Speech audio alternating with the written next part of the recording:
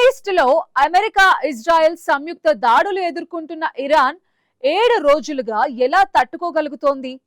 ఇన్ని వేల క్షిపణులు, లెక్కలేనన్ని డ్రోన్లు ఇరాన్ కి ఎక్కడి నుండి వస్తున్నాయి? ఈ ప్రశ్నలు ఇప్పుడు ప్రపంచాన్ని విస్మయానికి గురిచేస్తున్నాయి. అమెరికా తన ఆయుధాగారం ఖాళీ అవుతోందని ఆందోళన చెందుతున్న ఇరాన్ మాత్రం తన దాడులను మరింత ఉధృతం చేస్తోంది. దీని వెనుక రష్యా, చైనా దేశాల వ్యూహాత్మక మద్దతు ఉందనేది ఇప్పుడు బహిరంగ రహస్యం.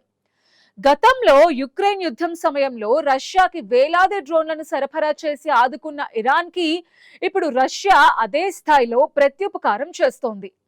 అమెరికాకు చెందిన సైనిక స్థావరాలు మరియు యుద్ధ నౌకల ఖచ్చితమైన లొకేషన్స్ ని రష్యా తన అత్యాధునిక శాటిలైట్ ద్వారా ఇరాన్ కి చేరవేస్తోంది. దీనివల్ల ఇరాన్ తన క్షిపణులతో అమెరికా ఆస్తులపై గురి తప్పకుండా దాడులు చేయగలుగుతోంది.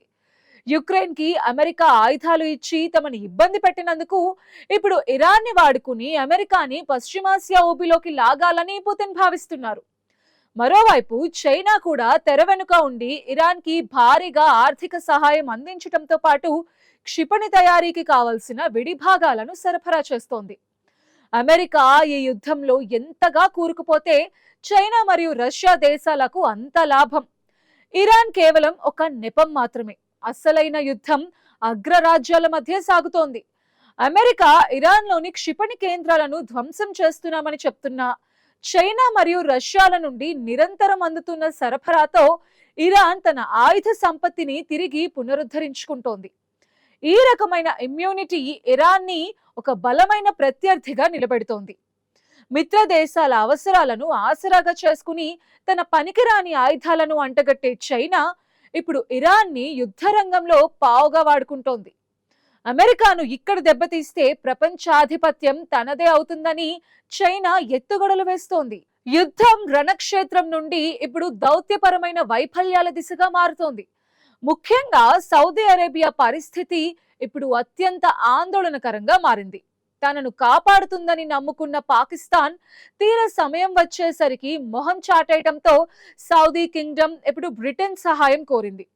బ్రిటిష్ ప్రధానమంత్రి కియర్ స్టార్మర్ సౌదీకి తమ పూర్తి మద్దతు ఉంటుందని, యుద్ధ విమానాలు మరియు హెలికాప్టర్స్ ని పంపుతామని హామీ ఇచ్చారు. గత సెప్టెంబర్లో పాకిస్తాన్తో రక్షణ ఒప్పందం కుదుర్చుకున్న సౌదీకి ఇప్పుడు పాక్ మౌనం పెద్ద అవమానంగా మారింది. రంగురాళ్ల వేటలో మొదలైన పాక్ కథ ఇప్పుడు నమ్మక ద్రోహంతో ముగిసేలా ఉంది.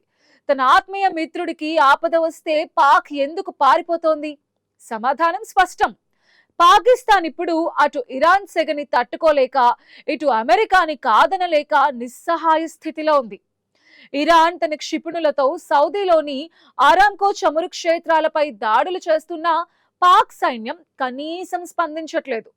చైనా నుండి భారీగా అప్పులు తీసుకున్న పాక్ ఇప్పుడు ఇరాన్ కి వ్యతిరేకంగా అడుగు వేయలేకపోతోంది. ఎందుకంటే ఇరాన్ వెనుక చైనా ఉందనే విషయం పాక్ కి బాగా తెలుసు. దీనివల్ల సౌదీ అరేబియా పాకిస్తాన్ పై ఉన్న నమ్మకాన్ని పూర్తిగా కోల్పోయింది. ఒకప్పుడు మక్కాని ప్రాణాలర్పించి కాపాడతాం అని డ్రామాలు ఆడిన పాక్ ఇప్పుడు మౌనంగా ఉండి తన అసలు రంగుని బయట పెట్టుకుంది. ఈ లోటుని ఇప్పుడు బ్రిటన్, అమెరికా దేశాలు భర్తీ చేస్తున్నాయి. అగ్రరాజ్య శత్రువుల కదలికలను కనిపెట్టడంలో సిఐఏ వ్యవస్థ ఎంత కీలకమో, మిత్రుల మోసాన్ని గ్రహించడంలో సౌదీ దౌత్యం అంతకంటే వేగంగా స్పందించింది. ఇజ్రాయెల్తో పాకిస్తాన్ చేయి కలిపిందని, కేవలం అమెరికా నుంచి వచ్చే డాలర్స్ కోసమే పాక్ తన ఇస్లామిక్ సోదర దేశాలని మోసం చేస్తోందన్న విషయం ఇస్లామిక్ దేశాలలో సృష్టిస్తోంది. పాకిస్తాన్ తన చరిత్రలోనే అత్యంత అవమానకరమైన స్థితిని ఎదుర్కొంటోంది. దివాలా తీసిన దేశానికి ఇప్పుడు ఈ యుద్ధం పెను శాపంగా మారింది. ఇదిలా ఉండగా అమెరికా అధ్యక్షుడు డొనాల్డ్ ట్రంప్ ఇప్పుడు ఊహించని సంక్షోభంలో చిక్కుకున్నారు. నేను ఎక్కడా యుద్ధం చేయను అని హామీ ఇచ్చి గద్దెనెక్కిన ట్రంప్ ఇప్పుడు పశ్చిమాసియాలో భీకర యుద్ధానికి నాయకత్వం వహించాల్సి రావటం ఆయన రాజకీయ భవిష్యత్తుకే ముప్పుగా మారింది. ఇరాన్ ని 5 వారాల్లో లొంగదీస్తామని భావించిన ట్రంప్ కి ఇప్పుడు ఆదేశం ఇస్తున్న ప్రతిఘటన చుక్కలు చూపిస్తోంది. ఇరాన్ ప్రజల ప్రాణాల కంటే అమెరికన్స్ ప్రాణాలకు ట్రంప్ ఎక్కువ విలువిస్తారు. కానీ యుద్ధంలో రోజు రోజుకి అమెరికా సైనికుల మృతదేహాలు బాడీ బ్యాగ్స్ లో స్వదేశానికి చేరుతూ ఉండటం ఆయన పాపులారిటీని దెబ్బతీస్తోంది. ఇరాన్ వ్యూహం కూడా ఇదే. అమెరికాపై ఆర్థికంగా మరియు మానసికంగా ఒత్తిడి పెంచడమే దాని వ్యూహం. యుద్ధం సుదీర్ఘకాలం సాగితే అమెరికా ఆర్థిక వ్యవస్థ కూడా దివాలా తీస్తుందని ఇరాన్కి తెలుసు. అందుకే చైనా, రష్యాల నుండి అందుతున్న అండతో ఇరాన్ ఈ యుద్ధాన్ని కావలసినంతగా సాగదీస్తోంది. ఇటు చైనా తన చమురు అవసరాల కోసం ఇరాన్ పై ఆధారపడి ఉన్న, ఒకవేళ యుద్ధం వల్ల సరఫరా ఆగిపోయినా రష్యా నుండి భూమార్గం ద్వారా చమురు తెచ్చుకుంటుంది. కానీ భారత్ వంటి దేశాలకు ఈ యుద్ధం పెను సవాలుగా మారింది. చమురు ధరలు పెరగటం వల్ల మన దేశంపై ఆర్థిక భారం పడుతోంది. అమెరికా రష్యా చమురుపై 30 రోజుల మినహాయింపు ఇచ్చినా అది కేవలం ఒక చిన్న ఊరట మాత్రమే. చైనా, రష్యాలు ఈ యుద్ధాన్ని ఎగదోస్తూ అమెరికాని ఇక్కడ పూర్తిగా బలహీనపరచాలని చూస్తున్నాయి. డొనాల్డ్ ట్రంప్ ఇప్పుడు అగ్ని పరీక్షని ఎదుర్కొంటున్నారు. యుద్ధం నుండి వెనక్కి తగ్గితే పరువు పోతుంది, ముందడుగు వేస్తే దేశ ఆర్థిక వ్యవస్థ అతలాకుతలం అవుతుంది. ఇరాన్ సుప్రీం లీడర్ మరణించినా ఆ దేశం వెనక్కి తగ్గకపోవడం వెనుక ఉన్న అసలైన శక్తి రష్యా అని అమెరికాకి బాగా తెలిసిపోయింది. గమ్మత్తేంటంటే, యుక్రెయిన్ ను మధ్యలో ఉంచి ట్రంప్ ఎలాగైతే రష్యాని ఉక్కిరిబిక్కిరి చేస్తారో, పుతిన్ కూడా తన వ్యూహంతో అమెరికాని పశ్చిమాసియా ఊబిలోకి లాగారు. ఇప్పుడు అక్కడి నుండి బయటపడడం ట్రంప్ కి అంత ఈజీ ఏం కాదు. యుద్ధం కొనసాగే కొద్దీ అమెరికాలోని మధ్యంతర ఎన్నికల్లో ట్రంప్ విజయ అవకాశాలు తగ్గిపోతాయని నిపుణులు హెచ్చరిస్తున్నారు. పశ్చిమాసియా యుద్ధం ఇప్పుడు 3 శక్తుల మధ్య పోరుగా మారింది. ఒకవైపు అమెరికా, ఇజ్రాయెల్, మరోవైపు ఇరాన్, తెర వెనుక చైనా, రష్యా. ఇరాన్ ఇప్పుడు కేవలం తన ఆత్మరక్షణ కోసం మాత్రమే కాదు, రష్యా, చైనా దేశాల వ్యూహాత్మక ప్రయోజనాల కోసం కూడా పోరాడాల్సి ఉంటుంది. ఇరాన్ దగ్గర క్షిపణులు, డ్రోన్లు ఏనాటికి అయిపోవని, ఎందుకంటే వాటి తయారీకి కావలసిన సామగ్రిని చైనా నిరంతరం సరఫరా చేస్తుందన్న విషయం అమెరికాకి కూడా తెలిసిపోయింది. ఇరాన్ ఇప్పుడు కేవలం గల్ఫ్ దేశాలనే కాదు, ఒమన్ వంటి శాంతి కాముక దేశాలపై కూడా దాడులు చేస్తూ తన దూకుడును ప్రదర్శిస్తోంది.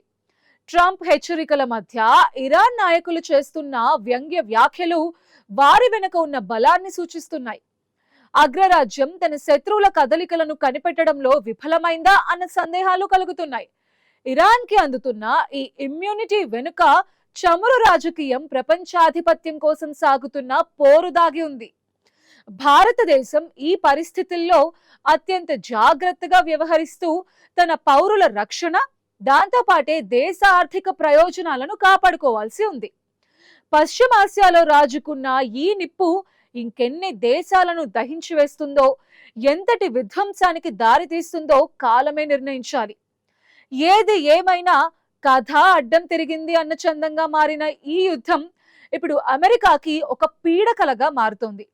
చైనా, రష్యాలు దూరం నుంచి మంటలు ఎగదోస్తూ చలి కాచుకుంటుంటే అగ్రరాజ్యం మాత్రం ఆ మంటల్లోనే కాలిపోతోంది. పాకిస్తాన్ తన సొంత తప్పులతో అంతర్జాతీయంగా ఏకాకిగా మారింది. నమ్మక ద్రోహం చేస్తే కాలమే శిక్షిస్తుందని పాక్ దుస్థితిని చూస్తే అర్థమవుతోంది. అమెరికాకి అమ్ముడైపోయిన పాక్ సైన్యం ఇప్పుడు ఇస్లామిక్ దేశాల ముందు తలదించుకోవాల్సిన పరిస్థితి ఏర్పడింది. ఈ సంక్షోభం ఇంకెన్ని మలుపులు తిరుగుతుందో వేచి చూడాలి.